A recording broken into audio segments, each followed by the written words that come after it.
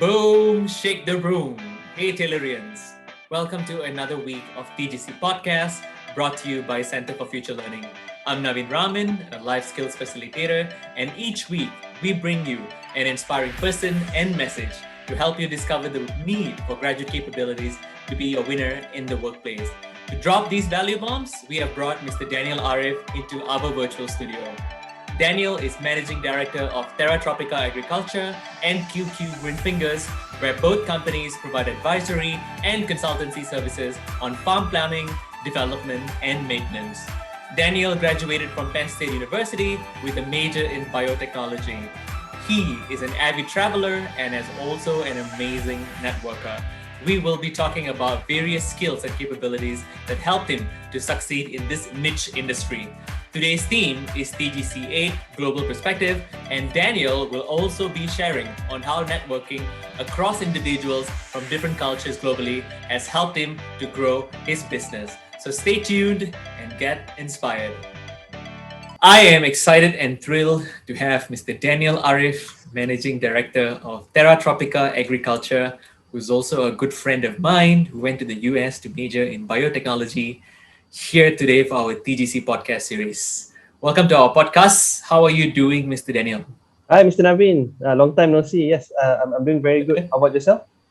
I'm doing great. I'm actually happy to see you after a long time. Likewise. Let me ask you my favorite question for the podcast. What are the skills or skill that you think has helped you to become a peak performer in your agriculture industry? The first thing is all about passion.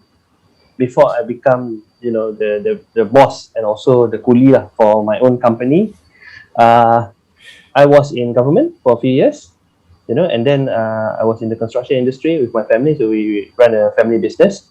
But then after that, I decided to venture off into agriculture because of my own interest. You see, I studied biotechnology. What I'm doing is what something to do with what I learned.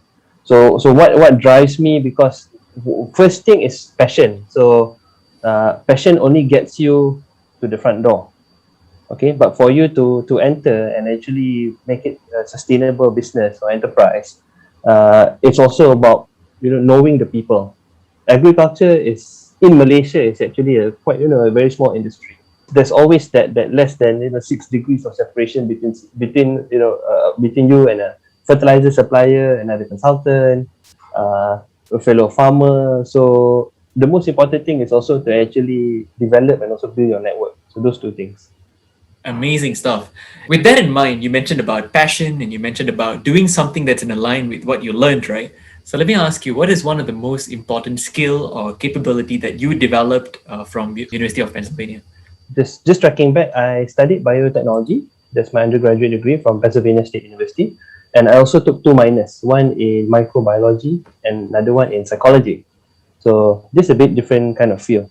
So I'm actually very grateful from all the skills that I learned, because based on the classes and all the labs that I took there, I learned a lot of technical skills and also knowledge.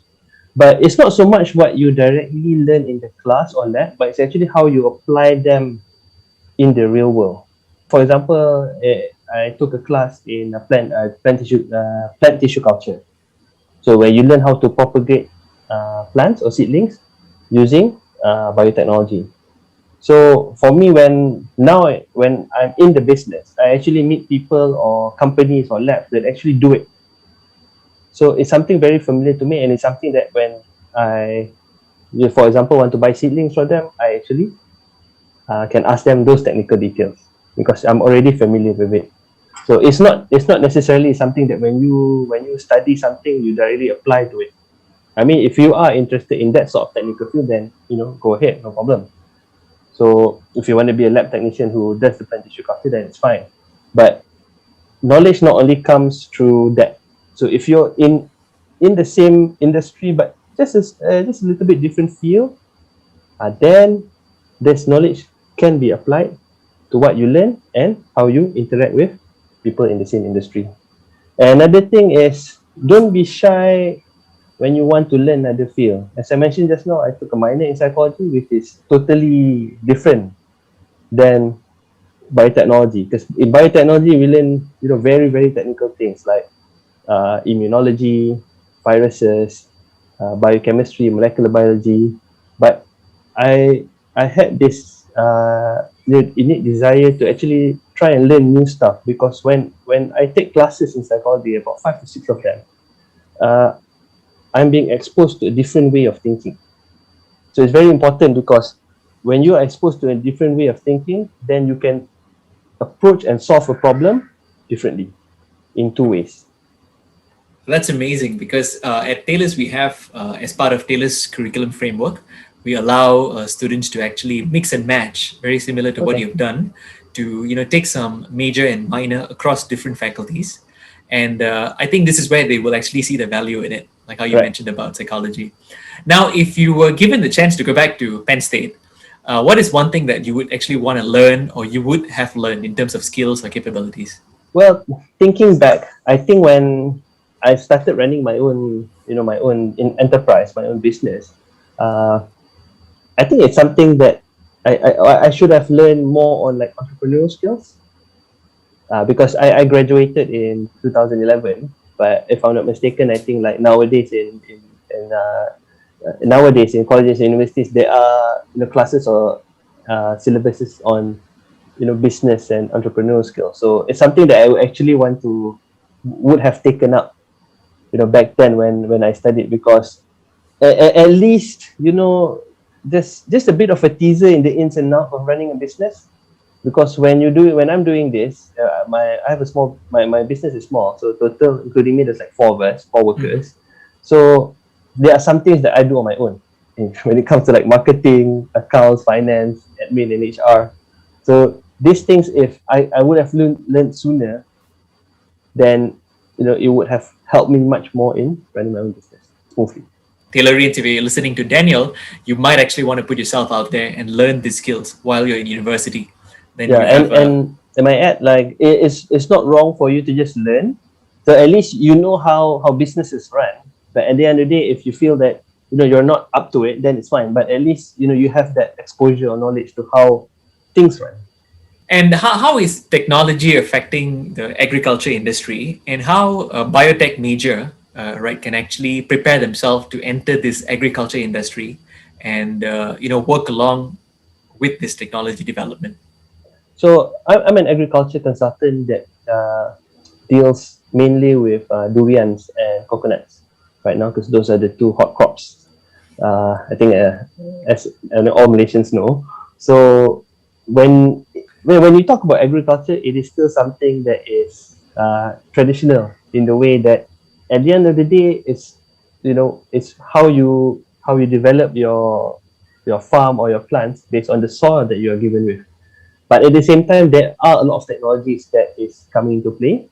So I would want to highlight one partner that we're trying to collaborate with, this company called Dronify.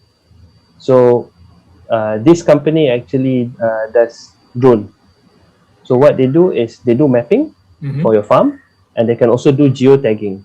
So each tree, when you plant it, then you can geotag it. And then, for example, like durian trees, if you have 100 trees, so you can geotag it based on the GPS location.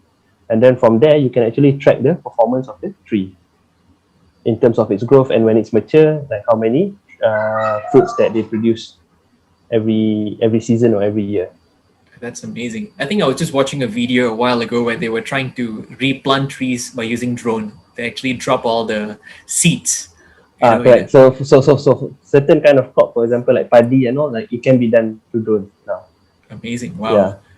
And I remember in one of our private conversations, you mentioned that you do look out for young minds, to be interns and help you, with your agriculture business. If you were to hire someone, an intern or a fresh grad, what would you look in them in terms of skills or capabilities? So the people that the people who are working with me right now, the first thing when they come to interview with me, the first thing I'll ask them is, like, are you interested or are you passionate in agriculture? Because it's not for everyone. So I mean, if at that age, if you are in your early 20s, sometimes you like myself back then also, finding something. But if there is just a small inkling of just some interest, not to say a full passionate. If you're fully passionate, then it's good. But it's a bit interested, you want to try, then go for it. So number one is always passionate, because if you're not passionate, then it's something that, if you work, then you're just working it for your salary. Yeah, but if you're passionate, then maybe it's something that, the knowledge and the experience that you pick up while you work can be applied to yourself, like in the future.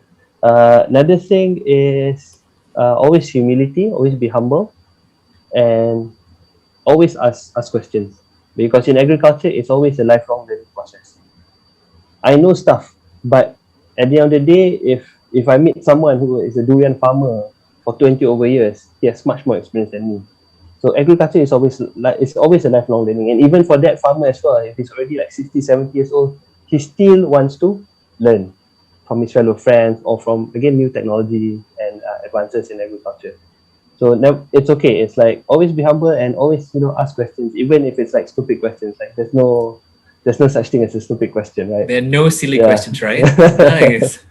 Yeah. And that's impressive, because one of the capabilities that we emphasize is lifelong learning, is TGC number 4, and I think you beautifully mentioned about the need for that. Now, today's theme that we chose, global perspective, TGC number 8, and I'm just wondering how, having this global perspective, you were in US for almost 3 years, Right. and Yeah. knowing you, I know that you definitely made the best use of it. Now, how this capability has actually helped you in some form in your career right now? Well, from my time in the US and also travels, one thing, and also we grew up when, social media was just starting up until to now, where it's pretty much matured. But I have to say that right now we are more connected, but it doesn't mean that we have more connections, right? So for me, from my experiences and from my studies, I'm always open to meeting or collaborating with people in other fields and industries. So right now, in my company, I'm considered as in the private sector, but in the past few years, I've reached out to a few NGOs, one including this NGO called Rimba, because they do research in flying foxes and bats as a pollinating agent for durian flowers. So that's one way we collaborate, meaning that I would allow them to use my farm for them to do their research. And I also collaborate with academia. So there's a friend of mine, a professor in University of Malaysia Terengganu, and they are starting this study on plant disease that greatly affects durians. So when you talk about, global perspective, never just limit yourself to your own field, and always be open, always take the initiative to, meet people and to just ask how we can collaborate. When you talk to people, it's, at the end of the day, it might not work out, but at least when you know someone and you're on good terms with them, maybe in the future, that person who might have a connection that would connect that person with you, then they will gladly, share it with you. It's amazing. I was listening to Jordan Peterson. He said, actually, we work in a web of network. And, very quickly, we can actually build a huge network if only we put ourselves out there. Correct. And reach out and ask for help. Yeah, it's just a matter of like finding, which way the web goes. That was a lot of value bombs over there. I think I've learned more than what my students will actually be learning. We got to really stick on to and look into our passion, but really, be willing to learn and also be humble while we are in the process of learning. Daniel, I want to thank you so much for giving a bit of, your time despite your hectic schedule. And I hope to actually bring you back for another series, in near future, and you can drop more value bombs to our young minds. Thank you so much. All right. Thank you very much. Hey, Tailorians. Hope you enjoyed this week's TGC podcast. We heard from Daniel about various skills and capabilities to succeed, including TGC 8, Global Perspective, which is absolutely critical to be a successful entrepreneur. Remember, as a professional with global perspective, we need to be aware of our own culture, embrace cultural diversities, pay attention to social responsibility, and regularly think from a global context. Keep applying TGC 8 and become a global rockstar graduate, and I'll see you on the flip side.